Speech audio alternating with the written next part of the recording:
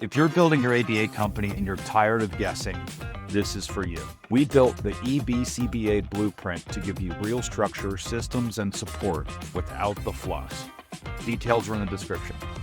Welcome, everyone. All right, we're going to be talking about our intake close. And I actually was just having this conversation with somebody, so I'll be interested to hear your take on it, Reece.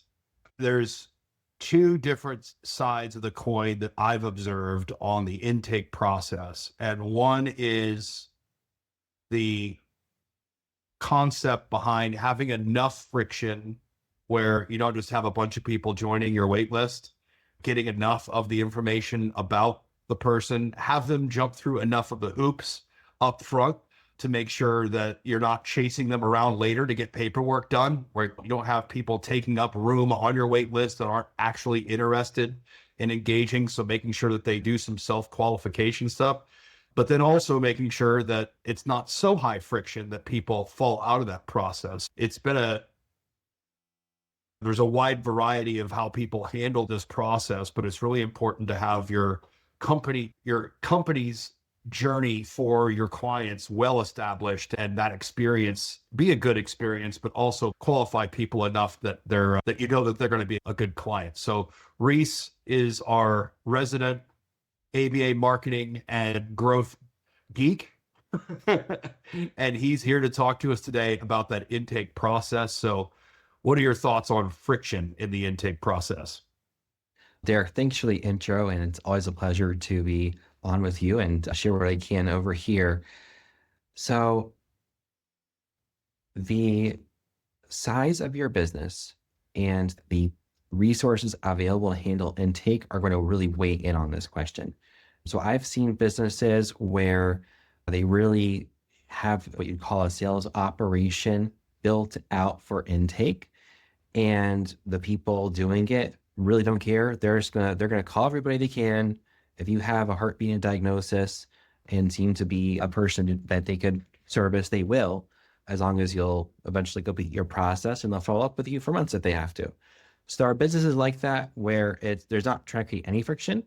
To them, it's just a numbers game, and they just want people to come in.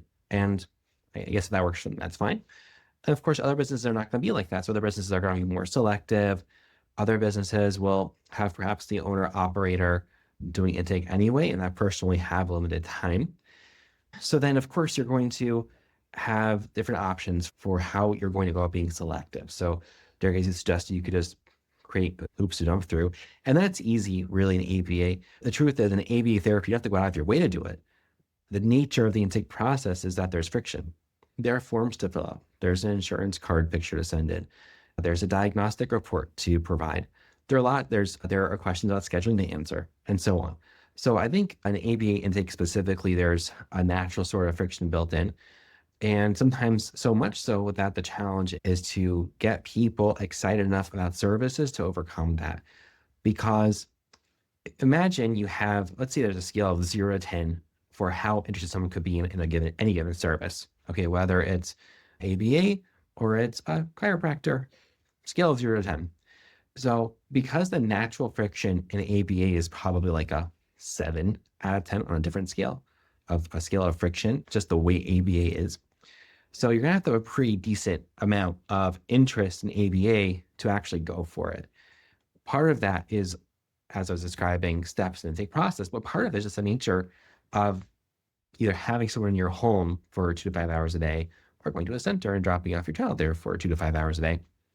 That itself is a big deal. So there's a high bar of motivation that has to be in place for a parent to say yes to ABA in the first place. Whereas imagine if someone is thinking about going to the chiropractor, just go for a visit, give it a try, see how it goes. And the chiropractor, they'll bring their insurance card, the chiropractic assistant will run the card. It's not really a big deal, right? ABA is always a big deal. You don't just start ABA, it's a big deal. So there's a natural amount, there's built into ABA, there's a certain amount of motivation that has to occur and be present for someone to go through all the loops that exist in the intake process, just by the virtue of it being ABA. So that looks like usually whatever your intake form is, it's going to be pretty detailed. if you collect information that will assist with the assessment ahead of time, and you're sending another form out there with all kinds of questions about the child's behaviors and likes and dislikes and what other professionals they're working with and health history and so forth, that's itself another barrier or presentation of friction. And where a lot of people are at is that they maybe seem to have okay intro calls with people and seem to have people understand services, but as they're tracking who actually makes it through intake with the hoops that they have, they're finding that people fizzle out. And so a lot of my focus has been on what could we do up front to give people more motivation to make it all the way through that intake process and go through all that friction and say, yes, we're going to do 4 hours a day if that's what it takes, rather than lose their motivation.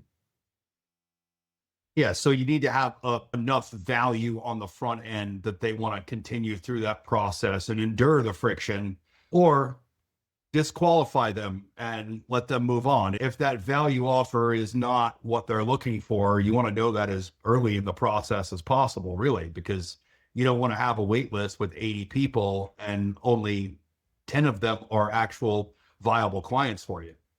And that's more frequent than a lot of people would wish.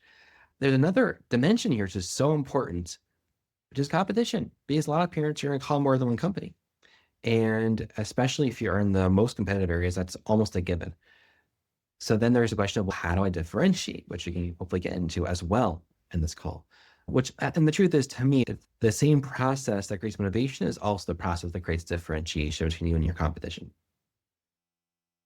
Yeah, so you have both of these things where you've maybe called 4 or 5 different providers in the area. You've gotten a diagnosis. You know that your child needs the therapy, and you're committed to this process as a parent, but you're not committed necessarily to one provider or another. There's a out there, and you've got your major differences between Josh and I were just having this conversation today. Like, if my child was in ABA therapy, I work from home, we would want in-home services. But if you have a family where both parents have to go to work, then it might be, we need center-based. So there's those determining factors that really narrow down your options a bit. But then also you also have things like early intervention, your niche, like what you focus in on. And I think the differentiator needs to start there. What is defining what your ideal client prospect is? And there's a lot of providers that have specializations in speech delays or hearing impairments rather, but getting that out there up front, where if I'm describing your child to you right now in our value offer, these are the values that we provide for this specific type of client. And if you fit, that's going to be a big differentiator between you and the other providers in the area. For sure. And the way I would frame it is what you're talking about is that sometimes parents looking at multiple providers will just select for themselves. It doesn't really matter what you're going to do, because you're at home and they want center, or you have a center, they want in home. But then within those who, let's say they want a center and you have a center, or they want in home and you have in home. Okay, but there are other providers like that too. And then what are you going to do in order to get them to come your way? There's even another layer of complication, which is that for those practices which have assigned intake to an intake coordinator, or it's some sort of administrative person who's doing intake, there can, in many situations, be a problem that some of that individual is actually not the best suited for this line of work, because intake an APA maybe tends to come across as like an administrative process, and it is administrative in many ways, but it's also a sales process. And so it's important to have someone who's really able to be effective from a sales perspective as well. Yeah, and I always tell people, like, it doesn't matter what business you're in. Everybody works on commissions and everybody is selling every day. Like, you're always, whether you're an employee for your company, if you're producing for the company, your salary is dependent on that production and you being able to have conversations and bring in clients or handle situations. It's all sales. It's all persuasion. It's all the same thing. So learning those communication skills and managing expectations up front and being clear with, this is what we're doing, this is what we're great at. And we see plenty of ABA companies that are right on their website. There's no phone number, there's no city or state, like where they're located. And I'm sure you see a lot of this stuff too, Reece. But and then beyond that, maybe it says maybe they're telling people that they do in-home services, but where do you do in-home services or clinics? Usually by the time they open a clinic, they want to have their location on there, and they're paying attention to that because they're really proud of their actual spot on the map, right? But being clear with people and making sure that you have that kind of front and center as soon as your sales funnel starts, like at the top of the funnel, they should know, they should be able to qualify or disqualify themselves pretty quickly and not submit an intake form if you're providing in-home services and they need clinic. So that's a big time waster for a lot of people in their funnels. So you mentioned at the beginning, some companies have an operation built. We call that a process, right? So we have our functional area for our marketing and growth. We have to have that everywhere. Every business needs to have that. If you're not managing your reputation, somebody else will. So make sure that you're doing it so they can't. And our intake process as a business system, what do you see in different, I guess, sectors of size of companies? If you have an owner who's just running things on their own, how do you see them handling their intake process successfully, just as a single person handling the intake process? They might have multiple RBTs and BCBAs providing service, but Sure. how are they doing that well? So what's a good way to go about this if you are the owner operator doing this yourself?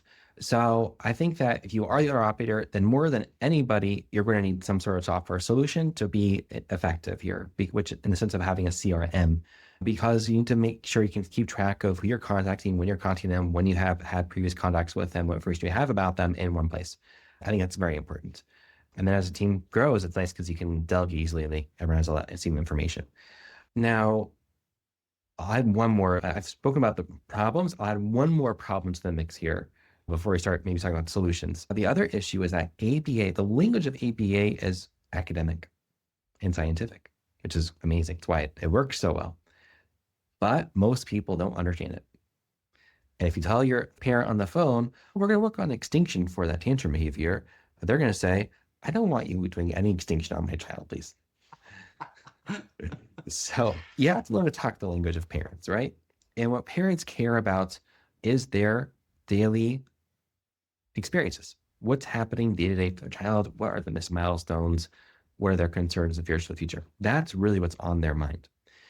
So the way that people, I'd say, who maybe haven't worked this all out, are likely to approach a call. This is probably how 90% of companies do this for a first intake call with a parent, is basically upfront having a minute of rapport building or whatever.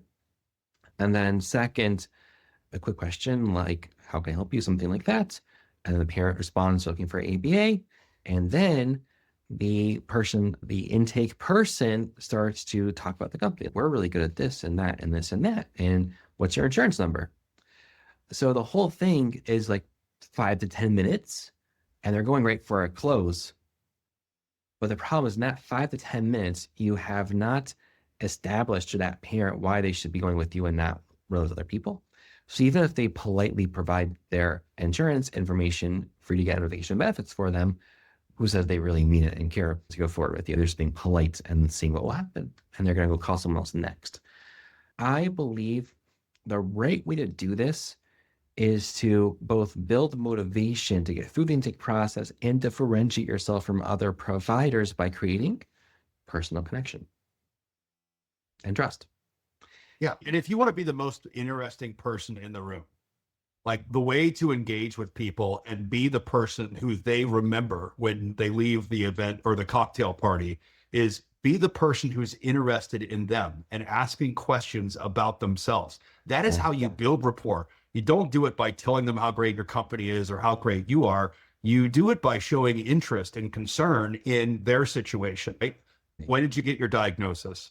You know, I know there's a lot of confusing stuff going on right now, and you probably have a lot of thoughts and you probably feel disorganized. I'm happy to help you with anything you need support on. So do you have any immediate questions about anything specifically that I might be able to answer for you, and offering that and giving your you're basically asking them permission to tell you about yourself and about your company, right? So asking enough questions, understanding what their situation is, both emotionally, psychologically, and scientifically, like what are the actual physics that are involved in this situation in home. Do you have a vehicle to drop the kid off? Like, these are the kinds of things that you want to make sure are going to match up with your business physically, but also on an emotional basis. Like, some of these parents are completely distraught. Like, they just found out they have this issue that they need to help their child with, and they don't know how to deal with it. And it's scary as hell. Like, my daughter chipped a tooth and I about lost my mind when she was 2 years old. Oh my God, we have to go to the dentist? It was a big deal. And it's stressful for a parent, but to walk into a dentist's office where all of a sudden they're talking to me, they're talking to my daughter, they're having a conversation with me, I felt totally comfortable. We're in the right place, right? But it wasn't because they said, we fix chip teeth better than anybody else, we're the chip tooth specialist. And this, I don't need to be loaded up with a bunch of information about you. I need you to understand what my situation is and ask me for permission to help me first, right? And ask me if I have any questions so that you can lead them into leading the conversation to where they want to go. Because you don't really know what people's actual concerns are until they tell you. True. Yeah. And so I believe it's really important, like you were saying, Derek, to be asking good questions up front. If you even think about it as if you're in the role of BCB doing an assessment, asking what kinds of challenges are occurring, what are the behaviors, right? How common are they? And let them talk about their child, let them get it out, and maybe take some notes.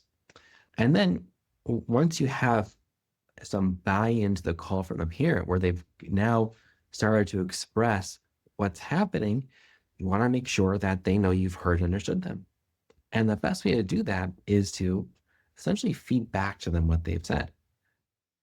And so that can take the form of like summary. So it sounds like what's happening is X, Y, and Z, and what you want for your child is this and that. Do I have that right? So they understand that, yes, you're listening and you're hearing about who they are and where they're coming from and what's happening for their child. If you do that, you're already ahead of 70% of your competition just by virtue of having listened and shown that you listened. So now, as you're continuing the process, if you can start to subtly build, also your pitch around the specific issues and concerns they have, that will create a sense for the parent that your practice is a really good fit for them. So if you transition to this talking about your company in a general sense, that eBCBA, we have the best team and the best this and the best that and this and that. Okay, that might get you where you want to go. But if it's some more ABA, we really specialize in helping children with tangent behaviors you're talking about by this and that. So now you're expressing what you do in relation to the actual need the child has. So now you're in a totally different ballpark or league. What's the expression? League in a ballpark. I don't know. But you're in a totally different league versus other people because you're now expressing that you're a good fit for them. So that's very important if you can pull that off on a consistent basis. Now, and for my clients, and that's a huge differentiating factor, because some of these companies, or most of these companies, are either they have no system at all and they're just having a chat and it's a one-on-one thing, but it's not organized. It's not really digging in deep into the conversation and getting the details, or it's a machine and they're just processing people through. And even on a 10-minute phone call, you can tell whether you're just in the funnel or if you're talking to another human. So having a good mix of those two things where, and every business does this. Every business must master this, right? So this is something that is establishing your reputation, your relationship with your clients from the first day. It's the same thing we need to do with our employees, with our spouses, with our children, like always having those conversations where you're showing concern, where they're going to share more with you if you're actually showing your concern and your interest in them and their lives.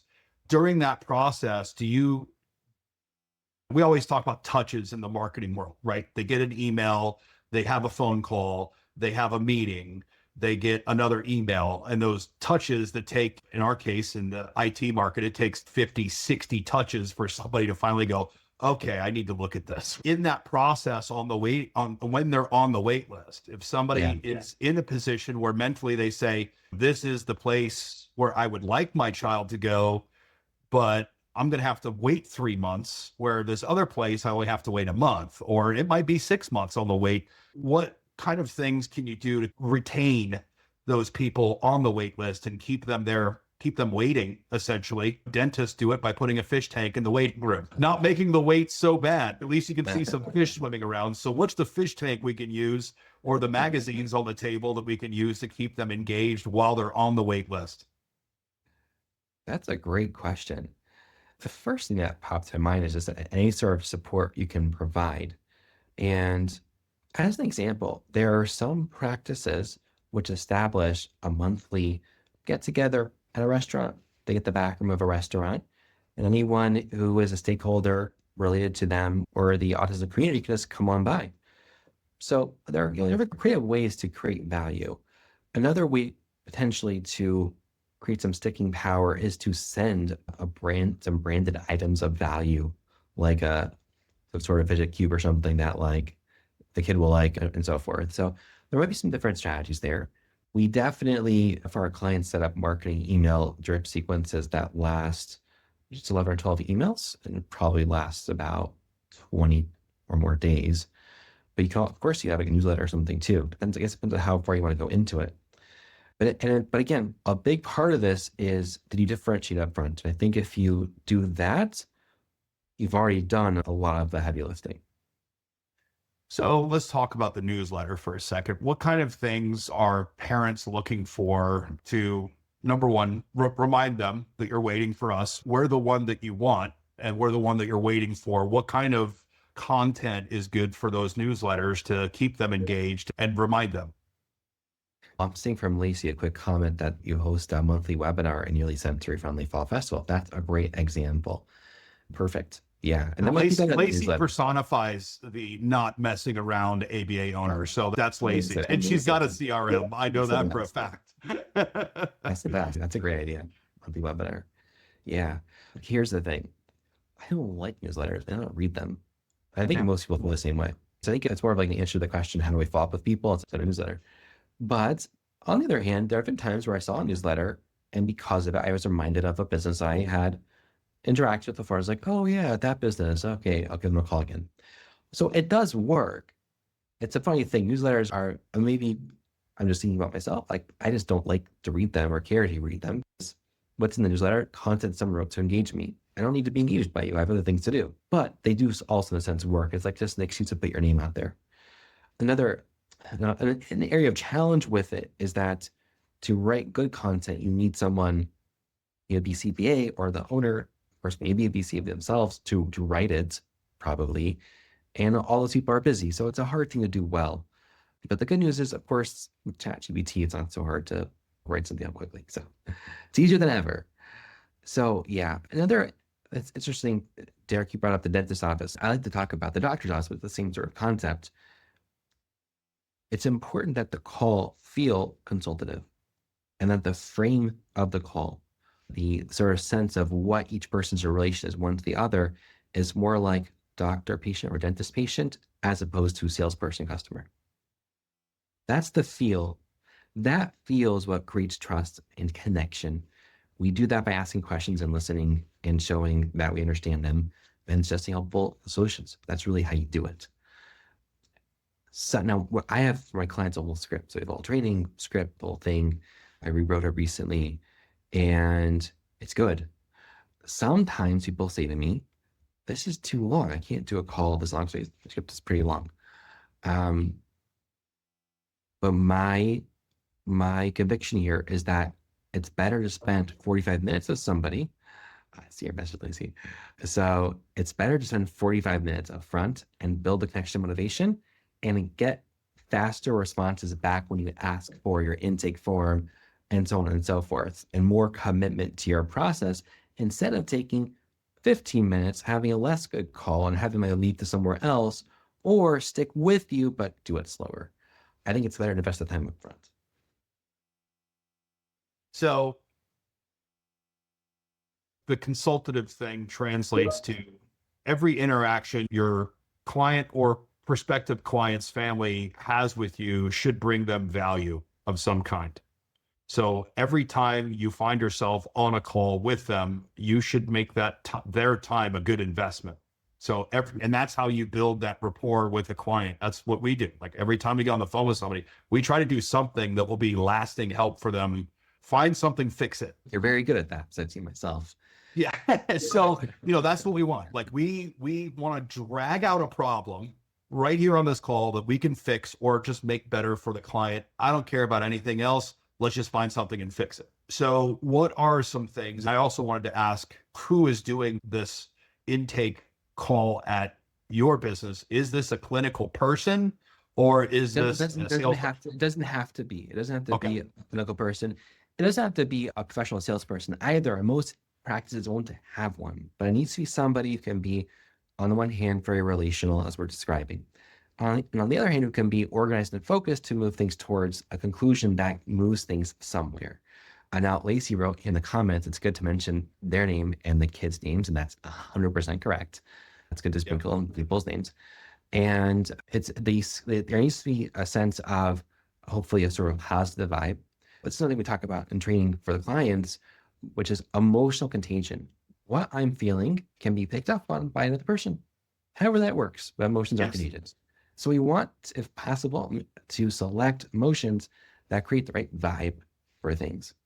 Because that is going to be very helpful in building the relationship and the motivation to take a step forward. So it's about being able to it's about emotional intelligence, being relational, asking questions, listening sincerely, and being sincere. And then also at the same time, we have to move things towards the end. Because at the close stage, the biggest mistake people make is they ask for an action from the parent as the next step, but there's not a pre-scheduled follow-up next call, and therefore no real deadline. So every company is going to have a different process of what they want from the parents. So let's say what you want is that they fill out a certain form. So if you say to the parents at the end of the call, okay, so just fill out that form and we'll get things moving for you.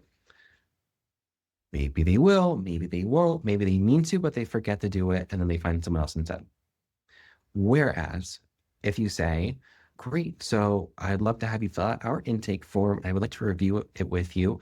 Are you available tomorrow around 2 p.m. to go over that? Amazing. So once you schedule that and you put it into your booking calendar system so that they get reminders about the time they're going to talk with you, there's an implicit deadline. Oh, I have a meeting with this person tomorrow, and here's the link I need to fill out. I have to fill out that form. I better fill it out so I have something to talk about on the call. Otherwise, it'll be a waste of time. So you've created an implicit deadline. You've battled the procrastination by doing so, and you've set your next thing to talk with them, as opposed to saying, okay, so fill out that form. And then if they don't fill it out after 3 days to a week, then you start following up again and try and re-engage. That's not the best way to go. So it's also important to have the ability to move things in a purposeful way towards a good close. Yeah, and a lot of the places that you're dealing with are going to have wham, bam, thank you, ma'am, one phone call, here's your forms, and then never call you again. So your process of, number one, I call it the upfront contract, right? Like my commitment to you as your provider, and you're my prospective client. So this is my commitment to you. I want to make sure that you understand how our process works. So being upfront with them, saying, so here's how our intake process works. I'm going to ask you some questions. I want to make sure that your kiddo is a great fit for our company because there are other providers around. And if we don't think that they're a great fit here, then we could probably help you pick another provider if you'd help with that. So being upfront with them, letting them know that we don't just bring anybody in here. And when you tell them, yes, you are a good fit, you should fill out the intake form. More credibility. It feels like they won, right? Like it feels like they made it through this gauntlet. And now, okay, I got through this. All right, good. They're going to let me in. So a little bit of exclusivity. So that upfront contract, making sure they understand how the process works, asking a lot of questions, getting personal. ABA is an extremely personal thing. You're going to be part of their family while this client is with you. So getting personal, getting them comfortable with you up front is extremely important. And then having those follow-up calls, putting a deadline on that next milestone and saying, we're going to have another call tomorrow. So if you can have this intake form done, we can review it then.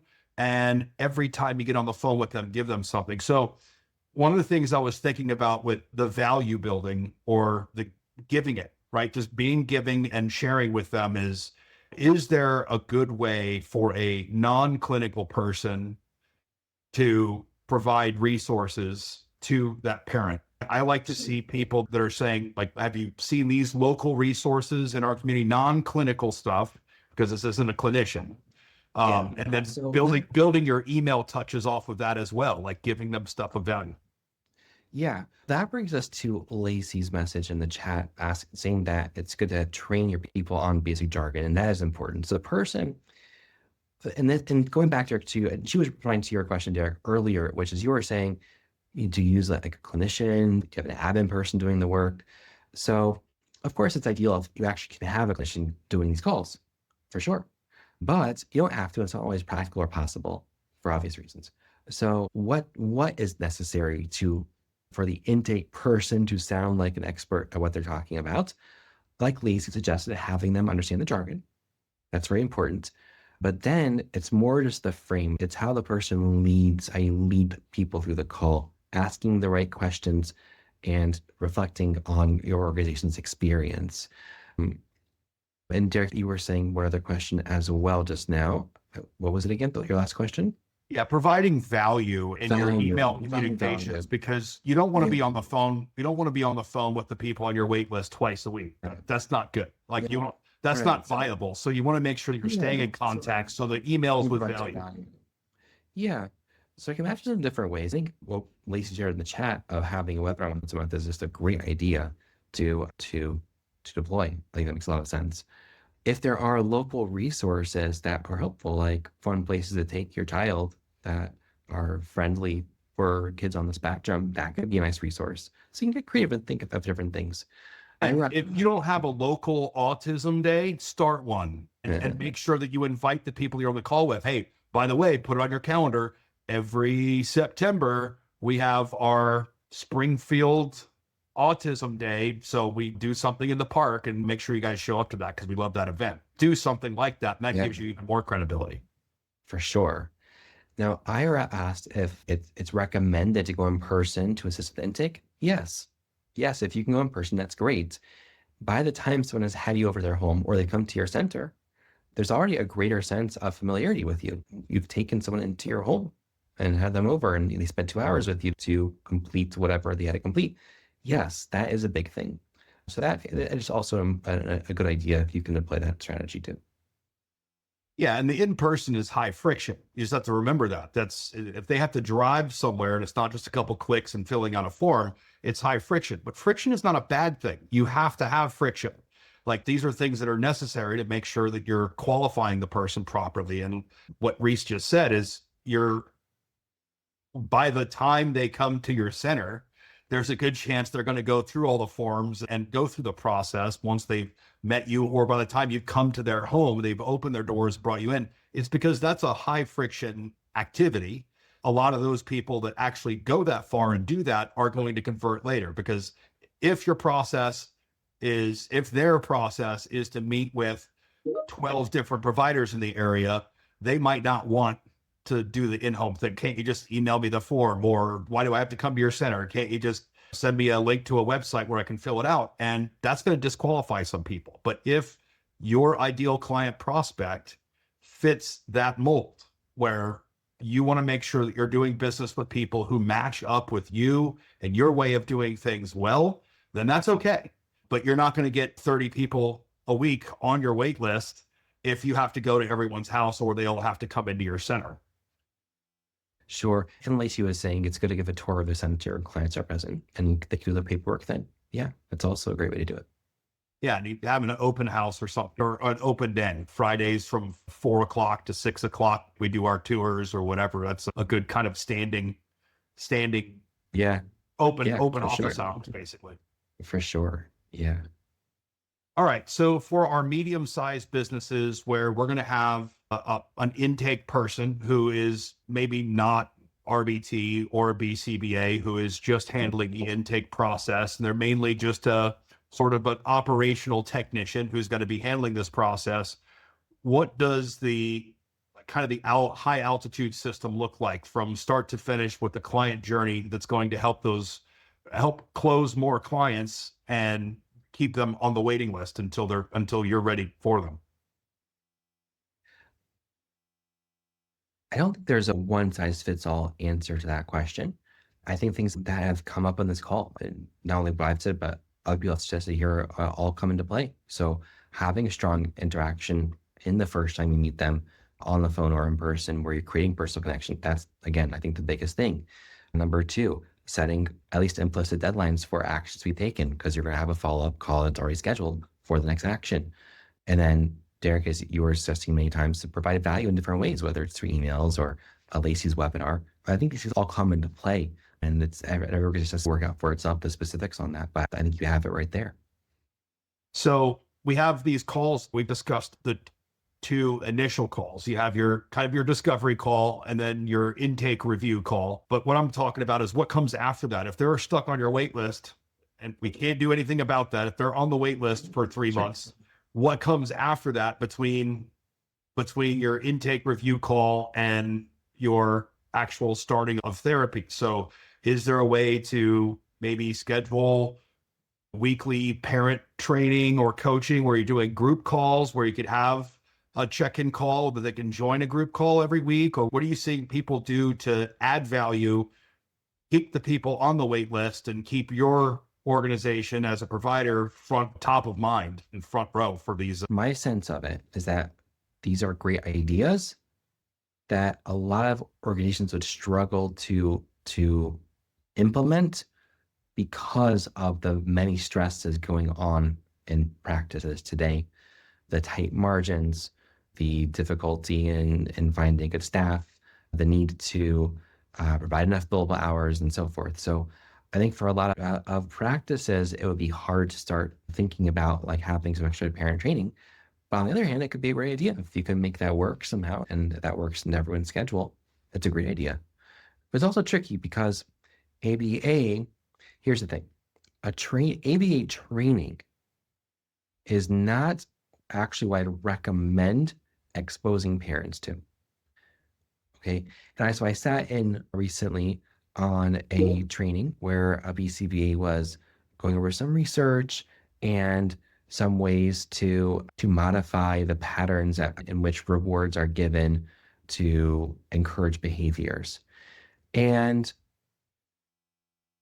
when I think back through that presentation, one, it's not practical for parents because they're not sitting there with central reach or motivity on their iPad taking data, and they wouldn't know how to build a behavior program. And it's very technical for them. They wouldn't find it interesting. So it's tricky. It's very tricky because in ABA, things are in the abstract very hard for the layperson to understand, and in the application, very individual in a way that's not practical to provide to all of your prospects. Now, if you have a sort of a talent for drawing from ABA in ways that parents could on their own apply some things that might be good. But again, this is quite an effort. So I don't know if it's so practical for some businesses because there's limited resources, and ABA is not the most user-friendly to the uninitiated. Well, I agree. And we've been immersed in this business for a long time, and there's still concepts that pop up and I go, hi, I had no idea. That's neat.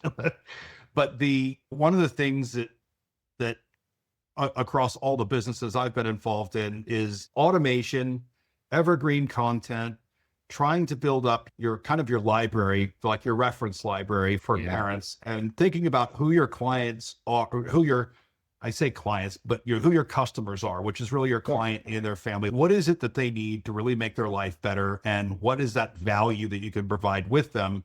So thinking about providing that good value add content where maybe it's a YouTube video where you take 5 minutes or 10 minutes and talk about early intervention ABA and why it's important, what the value is behind it, and maybe selecting the right provider for your child.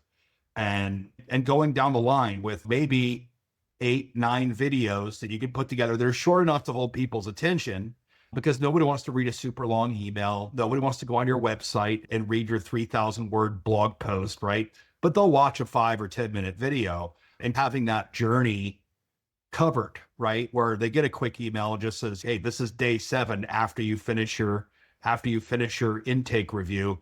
Day 7, they get this email that's talking about what to do for your child, right? Where it's not clinical, but it's somebody who's talking about experiences that they've had in the past that they understand can help you. That way you're not having that same phone call and conversation all the time, but you're also getting your brand and your people in front of it. And if you have your clinical director sit in front of their webcam, it doesn't have to be anything special. This is just my webcam in my office at my house, right? Blurred background, have a conversation, take a 5-minute video, post it on YouTube, and make that part of your waitlist journey, right? While they're sitting there and waiting, try to give them a little bit of the fish tank effect. Yeah, for sure. One easy way to do this is to write up case studies that get sent in emails. Now, for some BCBAs, this will at first trigger some alarm bells because isn't that against the code? If you're not sharing any PHI, and this is not a public communication, it's rather an email, then there would not be anything in the code against this. So you could talk about a person, say the name was changed for privacy, and when they started with us, they had problems XYZ, and now here's what's happened after X number of months or years of treatment. So that sort of thing is really nice because it gives people a sense of confidence in you. It gives them hope, and it keeps them engaged. It's a good excuse to be in touch with someone. And that's part of what we do with our email sequences. And it's a hook, and it's something that I live by. Like you never want to jump into a conversation with somebody that says, you need to do this, or you need to do that. It's always better to separate it from the person that you're talking to. One example is when we're going through our courses, the Blueprint series, we of course change the name of people, but we talk about people that we've dealt with or worked with that own ABA companies and how they did something, how it worked out, and how they fixed it, or the way things changed. And in sales, that's called the hook, right? So that's your hook story where you put something in front of them and they say, oh yeah, I can relate to this person.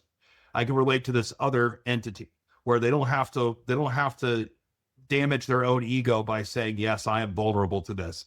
No, I might not show up to the next meeting. No, this is what happened to this one person, and we want to share with you how we helped them and how we were actually able to make their life better in this way. And they say, oh, they could probably do the same thing for me. This is close enough of an analogy to what I have going on. So I think it's really important to share those hook stories. And like you said, you can do it in a way that's ethical, that's not violating anyone's rights or making you look bad or unethical. And you can definitely use those hook stories to help people relate to others that you've helped.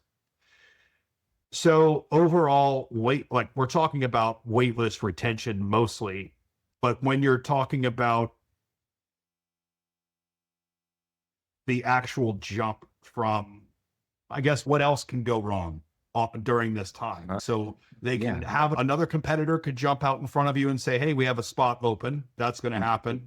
What are some other things that can happen that you can remediate during this time? Ooh. You know, I don't know if I have an answer on top of my head for that question. Reflecting on the entity people have the closest connection to and best information from, usually when people disappear, they're not giving you a reason per se. They're just not answering the phone, they ghost you. That's usually what people are doing. So will you know what happened? Probably not. There could be a million things that happened, and it may be out of your control because AB is very unlike other forms of other services provided in that it's so many hours per day and it's a very personal thing. So it's an interesting question, which I had a good answer off the my head for you, but I don't. Well, I appreciate you not making something up. I want to. I want to provide truthful, helpful advice. That's just thinking about it, really the only thing that would come up is if another provider reaches out to them and does a better job on their intake process than you do in some way, not necessarily a better job, but something that engages them more than what you've done. And And then the other side of that is they just have a spot open. So I think the main thing that you want to shoot for is having enough of a differentiation between you and and the other options in your area that they're going to be willing to wait. So you want to build up that tolerance in your prospects. You want to build their tolerance up on how long they'll wait for you, and try to position yourself as the person they're going to say, even when somebody does call me back, because I already talked to a few people before this, they're going to call me back, say there's a spot open, and at least I'm going to check in. And having that conversation with the person saying, listen, if something comes up, or if another spot opens elsewhere, we're very busy, we have a long wait list, I understand. So if you could just let us know if you're going to move. And when they call you and tell you that, or they send you an email, try to do an exit interview when you can, a little bit of forensic work, and ask them, so what helped you make your decision? Oh, I just don't want to wait another 2 months. Okay, that's good enough for me. Or this person does early intervention. They specialize in early intervention. You think, oh, I do that too. Maybe I need to make sure I'm mentioning that in my intake call, right? Trying to get some of that information out of them. But then you have RBTs, you have clients, you have people that ghost you pretty habitually in this industry. So you're not going to get much of it, but you'll get zero if you don't ask. If you're not asking them, you're never going to get anything. So if you ask 100 times and you get one piece of feedback, it's worth the 100 asks to get the feedback. We're running out of time soon, but I think one more important thing to bring into this, which is that the more you're coming from a position of strength, the less needy you are, and the more this will flow. Because if someone's coming into the interaction needy for clients, and maybe not having a lot of people coming in at the top of the funnel talking to them, so there's not many people to talk to, unless you're quite masterful at masking that, it might come through a bit, and that can push people away if you seem needy. So it's good to put yourself in a position of strength to have people to choose from and not feel like I'm dependent on any one particular prospect to give my therapists hours to bill. And your questions help do exactly that too. When you're asking them a series of questions and making sure that they're a good fit, that shows kind of is a portrayal of their strength. Yes, exactly. Yeah. Very important. Everybody who's attending the meeting is already in our foundation course, but if you're watching this on the recording, make sure that you're going and checking out the eBCBA Blueprint series. Foundation is free. And as you heard Reece mention, one of the biggest problems with instituting little programs and processes like this is having the time as the CEO or the business owner to actually be able to implement that. So it's all about systemizing things and planning ahead of time and having control over these processes and trying one or two things, but knowing what works and what doesn't, and having a system where you can roll those things out. And that's what we're building in the blueprint. Also, if you want to reach out to Reece, his link will be in the comments below and on the video description of this. But Reece is our go-to guy for all of the marketing and growth for the ABA industry for sure. Just that whole system, that whole process of bringing people in and retaining them, super important. Thank you once again for your time, sir. You're welcome. And thank you so much for having me on. It's always a pleasure. And all right, everybody. All right. We'll see you guys on the group. Thank you very much. All right. Bye.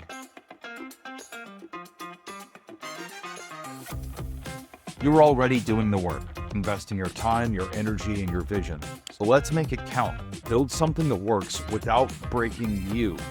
The eBCBA Blueprint is the way. Get started for free with our foundation course.